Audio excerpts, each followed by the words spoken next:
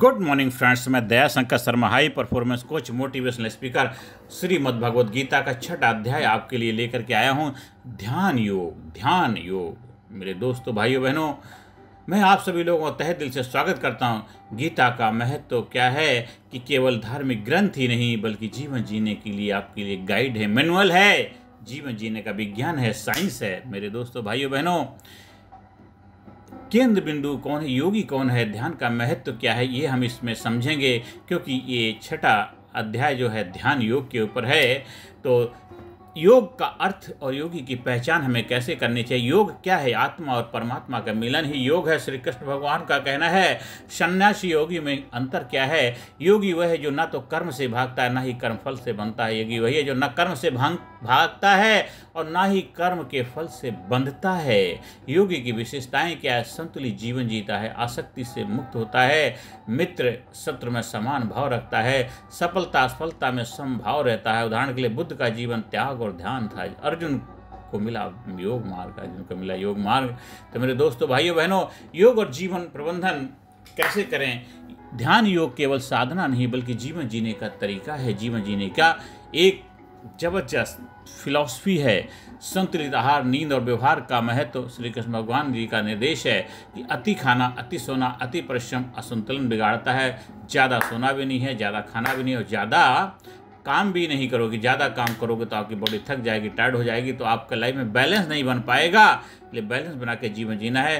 कि योगी जो होता है, योगी का जीवन के हर क्षेत्र में संतुलन बनाए रखता है। योगी जो होता है उसके जीवन में क्या होता है? हर एरिया में संतुलन बना के रखता है, बैलेंस बना करके रखता है। तो मेरे दोस्तों, ध्यान की साधना स्टेप बाय स्टेप हम चलते हैं कि हमें करना क्या है। स्थान, हमें शांत पवित्र स्थान पर बैठना है। आसन, फिर कौन सा जो आपको कंफर्टेबल लगता है, जैसे सुखासन है, पद्मासन है, वज्रासन है, या नॉर्मल आसन, चेयर पर भी आप सीधे बैठ सकते हैं। इस तरह आसन होना चाहिए। मन का एकाग्र होना, श्वास पर ध्यान दो, मन को भीतर लाना है। श्वास पर जब ध्यान दोगे मन आपका भीतर आ जाएगा। श्वास पर ध्यान दो, मन भीतर आता चला जाएगा। श्वास पर ध्यान दोगे मन भीतर आता चला जाएगा। और चित्त की विस्तारता क्या? विचारों का शांत हो जाए। इसके बाद चित्त के स्वभाव क्या? विचार शांत हो जाएंगे, बिल्कुल रिलैक्स रिलैक्स रिलैक्स। इसके बाद फिर आप आगे बढ़ते हैं कि मन का जब विचारों को शांत हो जाएगा, अपने भीतर दिव्य ज्योति या ईश्वर का स्वरूप देखना, परमात्मा का ध्यान करना। श्री कृष्ण भगवान का उपदेश है, योगी अपने मन को नियंत्रित करके आत्मा में स्थिर होता है। और ध्यान जो है द्वारा योगी परम आनंद का अनुभव करता है। ध्यान द्वारा योगी क्या करता है? परम आनंद का अनुभव करता है। तो श्री कृष्ण भगवान कहते हैं योगी की महानता क्या है?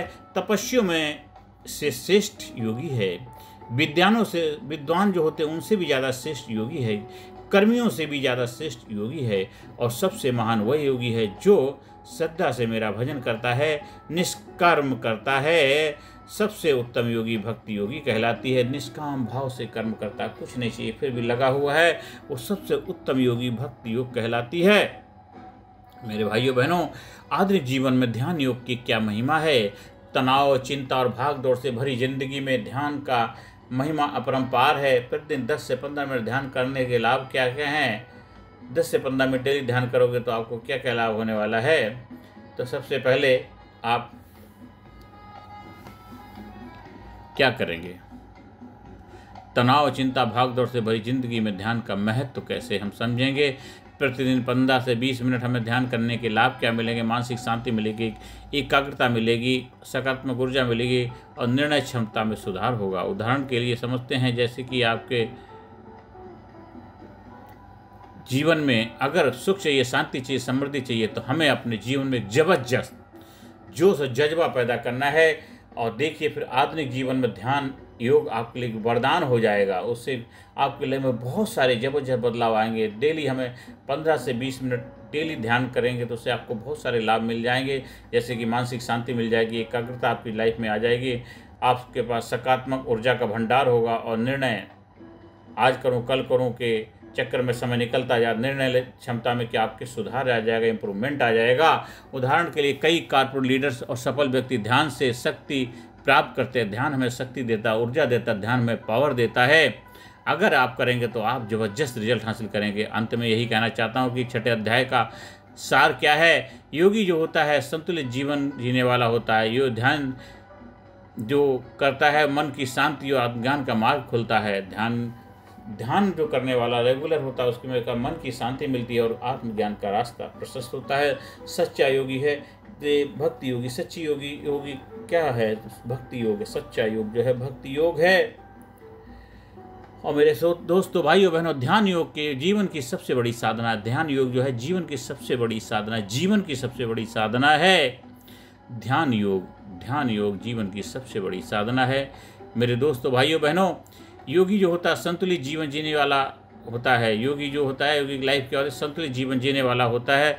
दूसरा हो गया मन की शांति और आत्मज्ञान का मार्ग है ध्यान योग। सच्चा योगी भक्ति योगी होती है। और कुछ कहानियों से समझते हैं कि ध्यान योग जीवन की सबसे बड़ी साधना है। ध्यान योग की जीवन की सबसे बड़ी साधना है। ध्यान योग जीवन की सबसे बड़ी साधना है। मन को बस में कर लो तो संसार अपने आप बस में हो जाता है। मन को बस में कर लो, संसार अपने आप बस में हो जाता है। ध्यान योग से आपकी लाइफ में बहुत ज़बरदस्त ट्रेमेंडस बदलाव आता है। मन को बस में कर लो, संसार अपने आप बस में होता चला जाता है। जो योगी है वही सच्चा सुखी और सफल है। जो योगी जीवन जी रहा है वो जीवन में सबसे सच्चा सफल कामयाब व्यक्तित्व के रूप में अपने यहाँ पहचान बनाता है। तो आज से ही अपने जीवन में ध्यान योग को अपनाना है और जीवन को जबरदस्त बनाना है। गीता का 6वां अध्याय हमें बताता है कि योग का सबसे बड़ा स्वरूप ज्ञान है और ज्ञान से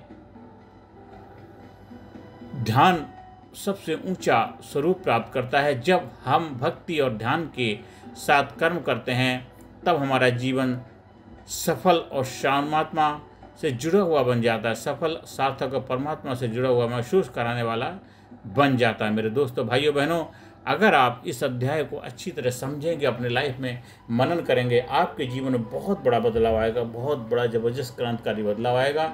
आप दिन दुना रात चौना तरक्की करें, कामयाबी के शिखर पर पहुंचे, यही प्रभु से मेरी प्रार्थना है। नमस्कार, धन्यवाद, थैंक यू वेरी मच।